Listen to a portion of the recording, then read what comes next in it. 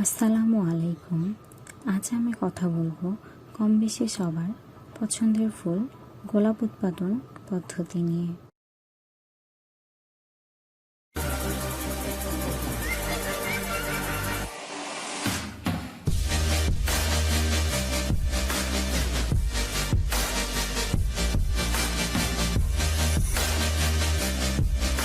গোলাপকে অন্য যে নামগুলোতে ডাকা হয় সেগুলো এবার আমরা জেনে নিই। Scientific name Rosa species, common name queen of flowers rose, family Rosaceae, origin northern hemisphere, chromosome number 2n=14। এবার আমরা জানব কোন ক্লাইমেটে গোলাপ ভালো হয়।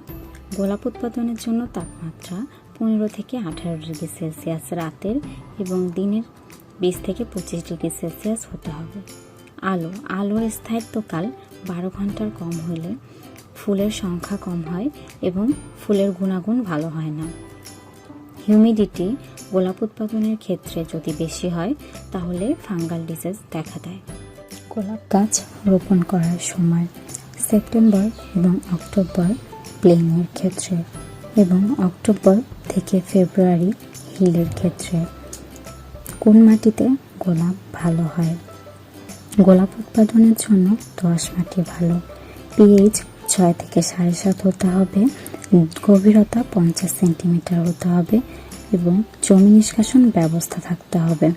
জমি তৈরির ক্ষেত্রে প্লটের প্রশস্ত হতে হবে 1 থেকে 1.5 মিটার এবং 30 থেকে 40 সেন্টিমিটার লম্বা হতে হবে। এক গাছ থেকে আরেক গাছের মধ্যকার দূরত্ব বজায় রাখতে হবে 60 সেন্টিমিটার গাছ রোপণের ক্ষেত্রে। এখন আমরা গোলাপের ভ্যারাইটিগুলো সম্বন্ধে জানব। গোলাপের ভ্যারাইটিগুলো হলো ফ্লোরিবান্ডা,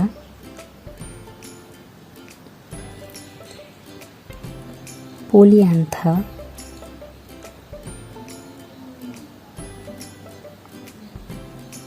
মিনিয়েচার,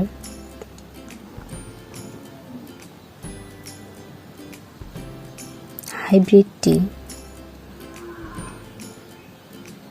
এবং ক্লাইম্বার।